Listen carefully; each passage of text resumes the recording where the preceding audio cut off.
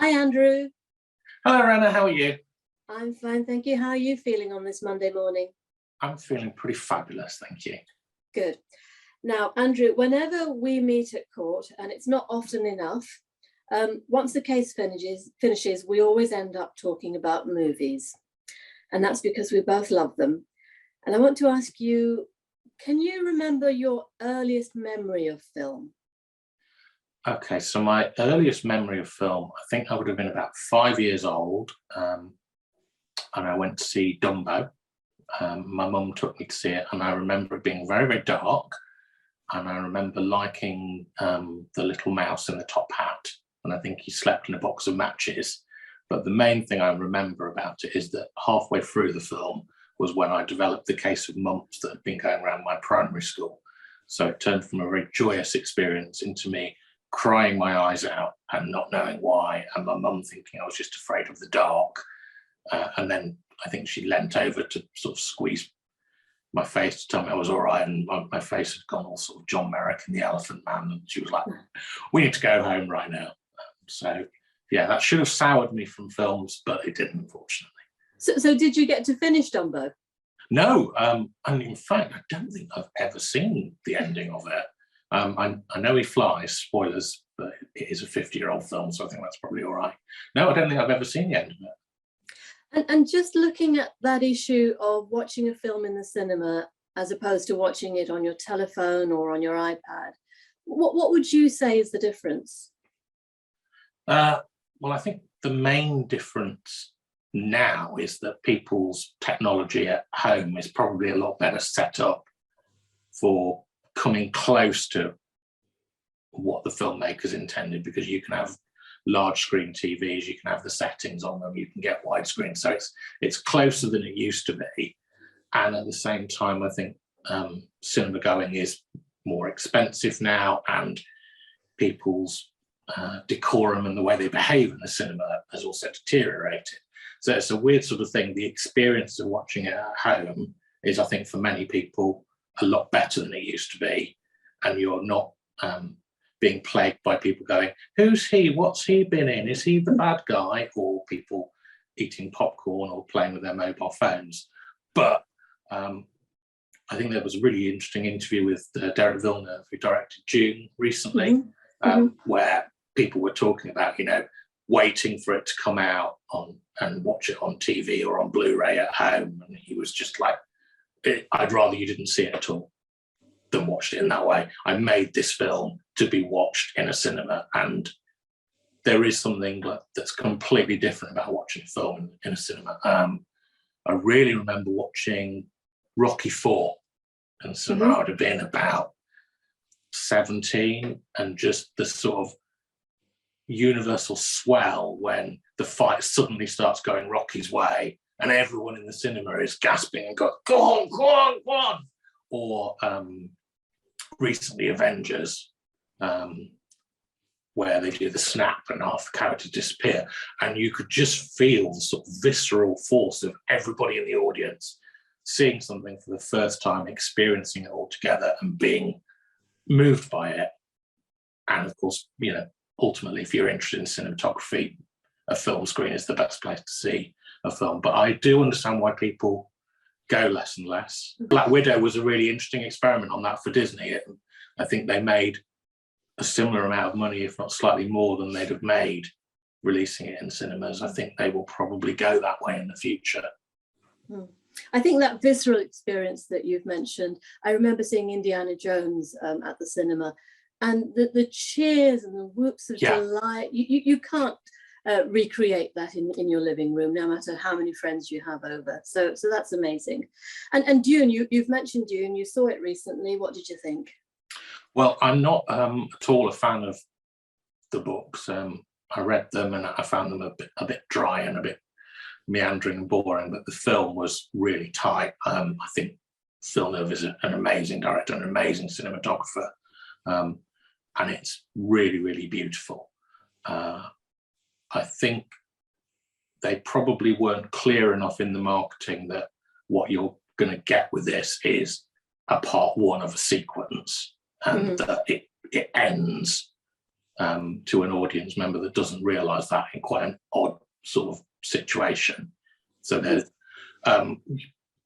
like, for example, Indiana Jones, it's a sequence of films, it's best watched as a sequence of films, but Raiders of the Lost Ark has a beginning, middle and end, and it resolves the story that it's telling in Raiders of the Lost Ark, whereas Dune sort of ends with Indiana Jones meeting up with some of his friends and people who will later be his allies. So it's a bit of a weird place to end, but visually incredible. It's an incredible piece of cinematography, and the central performances are all amazing. And it's one of those things that, like watching Star Wars when I was 7, you stop thinking about it being effects, and it's just these things are really happening. Someone just put a camera there for you to see what's happening.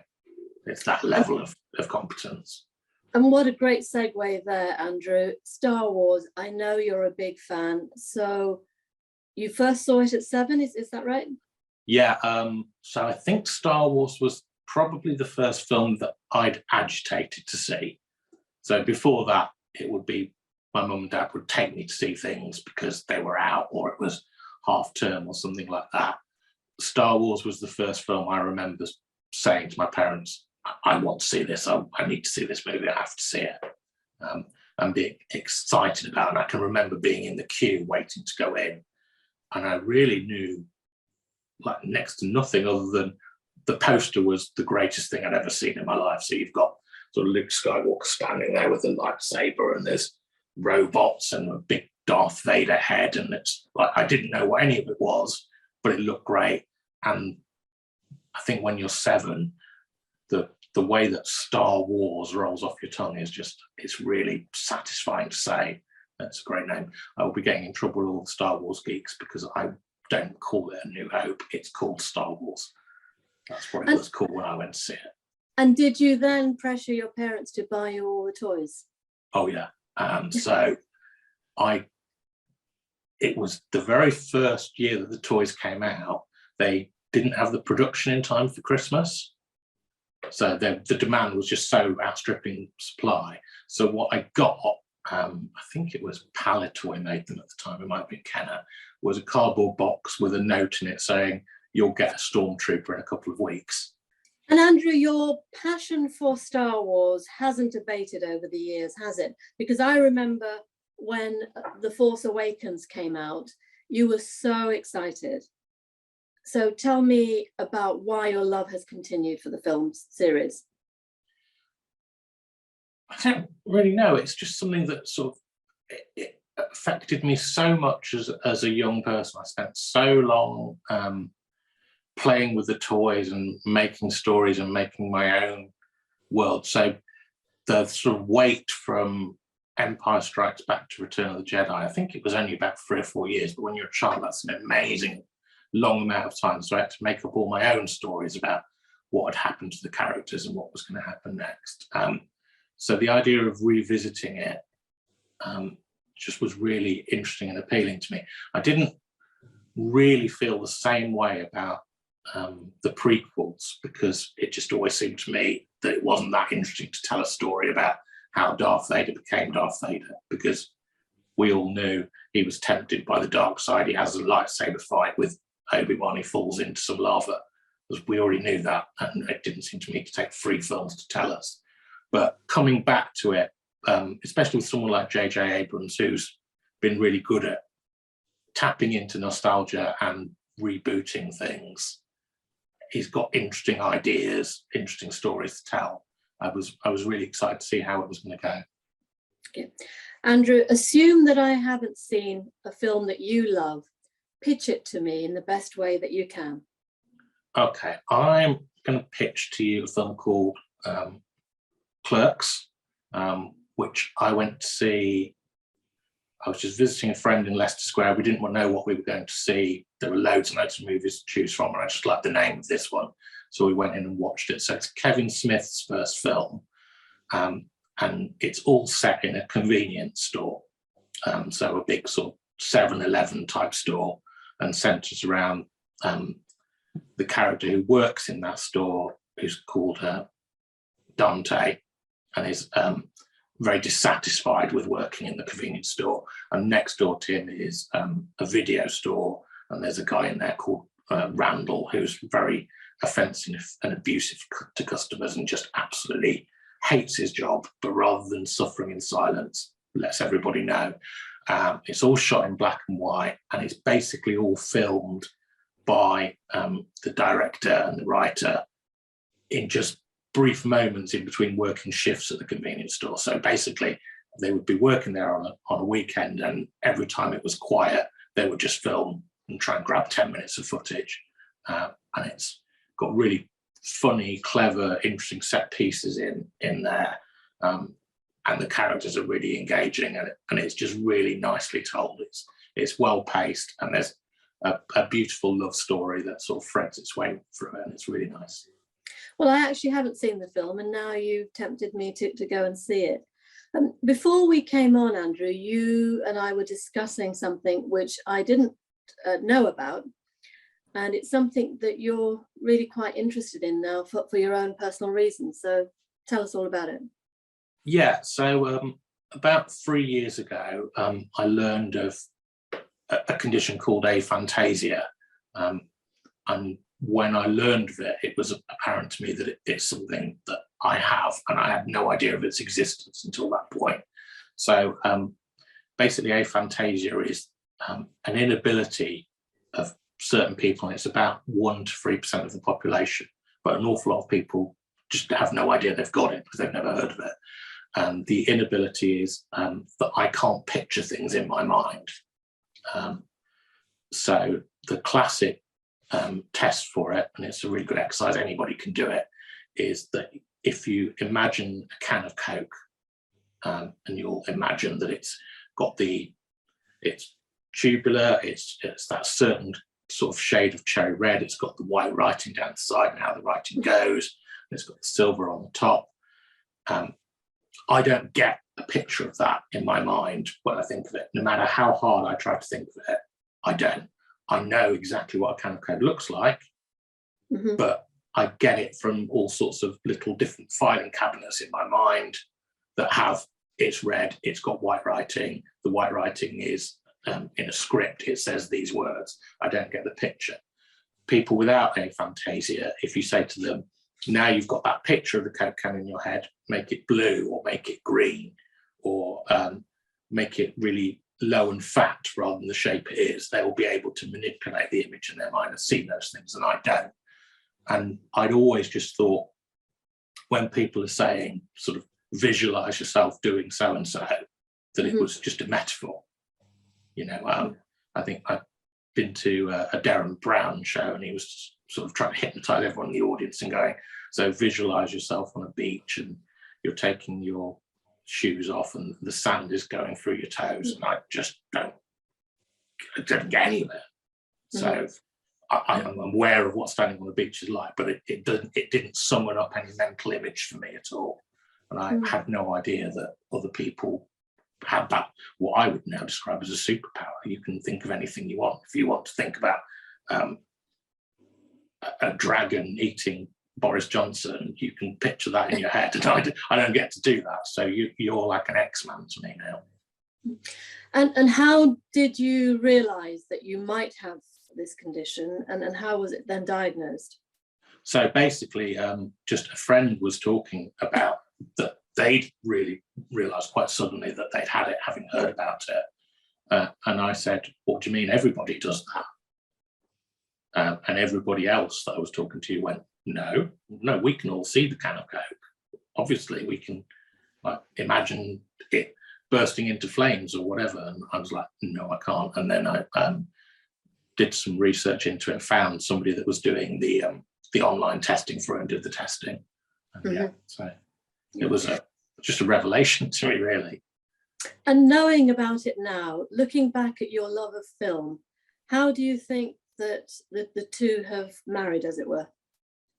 Well, I think because I can't get those images or pictures in my brain, I'm very reliant on someone putting them before my eyes. So it makes more sense to me now just how visceral my love of film is, and how I'm really drawn to the spectacular. And particularly, I think cinematography is something that affects me more powerfully in movies necessarily than the storyline or the acting or the dialogue. It's the ways that something looks and the way it's filmed, and particularly people creating, building a world like Ridley Scott, for example, in Blade Runner and Alien. He really takes you into, here's something that is in his imagination and makes it look real on screen. Now, Andrew, when you're not watching movies or writing books, and we'll come to that in a moment, you have a very successful website that lawyers and non-lawyers refer to, and in fact, some judges also refer to it. Can you tell us about that? Yeah, it's called Suspicious Minds. That's SEUSSPICIOUS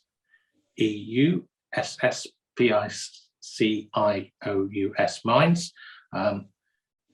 I wish I'd thought more carefully about the name when I first came up with it, because it's really long and confusing and has led to almost everybody that reads the blog thinking that I'm the female lawyer called Sue. And they're always crushingly disappointed to find out that I'm not. But the idea of the name was like it's a cross of two of my favourite things, is the Elvis song Suspicious Minds and Dr. Seuss. And that really sort of appealed to me, that sort of playfulness. So the idea of the blog is that I'm a really, really fast reader, like spectacularly fast, and I read voraciously, and I read pretty much everything in terms of law. So every new case that comes out, I will read it to find out what it's about. And I realised that most people aren't like that, and that most people don't have the time to read everything. And the other thing that I'm pretty good at is taking something very complicated and making it simple, and taking something very long and making it short. That's my free tier skill set that has given me a career in law, is I read quick, I make long things short, I make complicated things simple. And that seemed to me to be a decent recipe for writing a family law blog that was going to say, here's the stuff in this 60-page case that you need to know about, and I'll try and do it in 2 or 3, and I'll probably also try and make it funny and see the ridiculous in things. I'll find some 80s pop culture reference that I can crowbar into it. So that's the idea of it, is if you read my blog, you don't have to read 3,000 pages a week, you just have to read my 10. It's a really great resource, so thank you for that, Andrew. Last time we spoke, it was about a book that you'd written, and I hope you've got it to hand and can show it to us. Pull it out of your very impressive bookshelf. Here is the pack shot, as they say. I didn't even intend that as a joke, but that's perfect.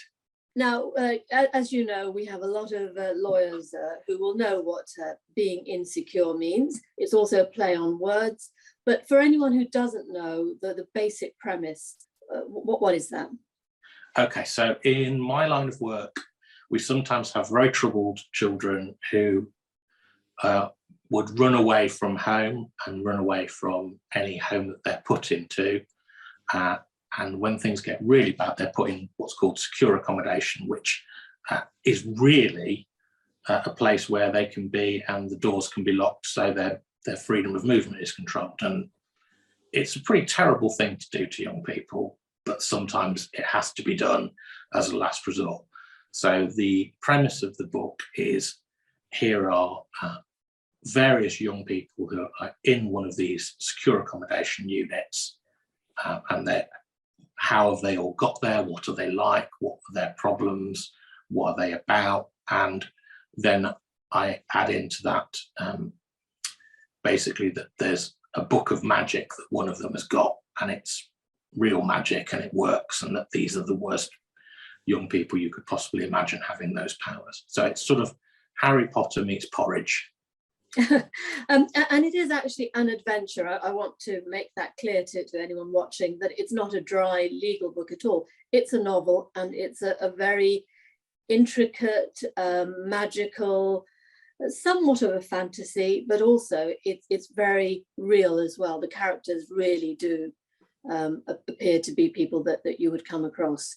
So I think it's a great book, and I definitely recommend it.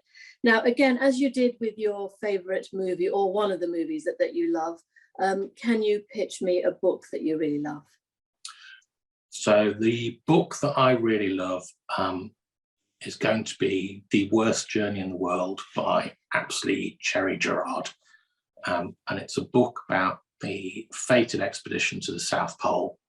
Apsley Cherry Gerard was a naturalist who was really singularly unequipped to go on a polar exploration mission, but he managed to persuade his way onto it.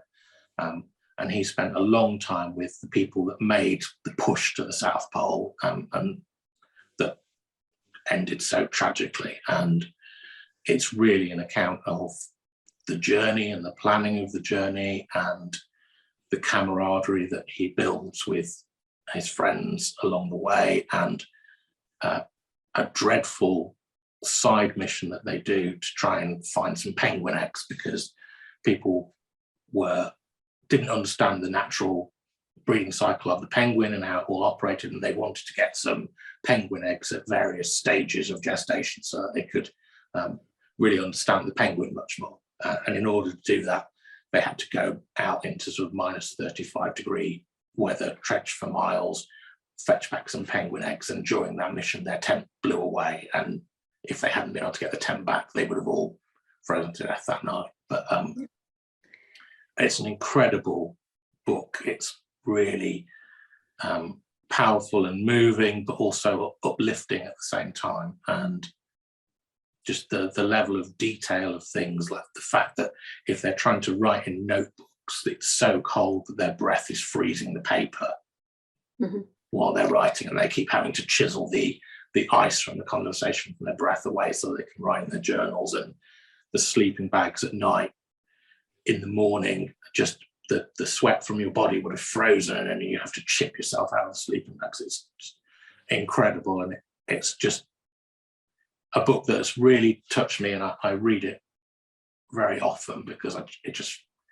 if you're struggling to keep going, which is something that I've had in my life from time to time, the passages in the book where they talk about the will to keep going and the will to endure and the will to, no matter what it takes, I'm going to keep moving forward, just really helped me. And it, I would say it probably played a large part in me being here today to talk to you. And that's what I love about these interviews, that I get to hear about music and books and films that I'm not familiar with, and to want to go out and explore them. So thank you for that. And moving on finally to music, we've talked about movies, but I know you're a big music fan as well. And I want you to talk me through your development, as it were, over the years, about your musical tastes and how they've progressed. Okay, so I'm very much a child of the 80s, so 80s music very close to my heart. I think the first song I really remember, well, the first record I ever bought, this is shameful, but it's one that I pestered my mum to buy for me, was Chirpy Chirpy Cheep Cheep. Not good. That's not something else. Music is music, Andrew. If you love it, you love it. And then the first song that I remember really liking as an adolescent was Depeche Mode, People are People, which is a lot more credible, really. So used to really like 80s music, got into indie and dance music and hip hop in a big way as I sort of hit my 20s. And just music has always been something that I'm really passionate about, finding new things, listening to something that I've never heard of before. I'm a big fan of sort of picking up 3 or 4 albums and hopefully finding something in them that sticks, and then championing them and telling people and sharing that information with them. And how do you find new music? Is it through friends? Do you read reviews? Do you actively go out looking for it? Do you go to concerts? Well, I did a lot of that when I was younger, and now I have the fortune of, because I live in Brighton, there's a record shop called Resident, which is really, really proactive at telling people about new music and sharing information and encouraging you to listen. And every time I go in there, I go in to buy 2 albums and I walk out with 7. They'll be playing something on on the shot stereo, and you'll be like, this is amazing, and they'll tell you about it. So yeah, big plug for Resident Music in Brighton. Is one of the best record shops. It's a great shop, and Brighton is a great place to find new music. But do you also go back in time? Do you explore older music before your time, maybe? A little bit. So I really sort of grew up listening to the Beatles a lot. My parents would listen to a lot of the Beatles. My dad would listen to a lot of Bob Dylan. But I can't stand Bob Dylan to this day, sadly. But the Beatles really sort of struck a chord in me, and I would spend hours and hours with headphones on listening to Sgt. Pepper's or Revolver. And so I go back to that, or The Who quite a lot, on the Kinks. And if you had to pitch me an album that you love, what would it be? This is a relatively newish album, and I think you probably haven't heard it. It's by an artist called BC Campbite, and it's Deportation Blues. And he's got a lovely voice and really nice range, and occasionally sounds very, very modern, and occasionally sounds a bit like Elvis Costello, and sings about a real wide variety of subjects, often very grounded and real. And he's very open and honest about his struggles with mental health, but he does it in a way that's also really, really funny and captivating, and constructs songs, for example, about his joy of the film Die Hard 2, or his desire to be in the mafia so that he could take a hit out on his own brain, and wanting to just hang around and wear jogging trousers, which he could do more comfortably if he was in the mafia. So it's really good. It's got really strong hooks, lovely writing, and he's a really, really nice guy. You can follow him on Twitter. He's amazing. Andrew, I could talk to you all day about your pop culture love, and references and films and books and everything else. But sadly, we've come to the end of your interview. Thank you very much. Andrew. Thanks very much. Thanks. See you Bye-bye. soon. And we'll talk about movies again in court. I hope so. Bye. Bye.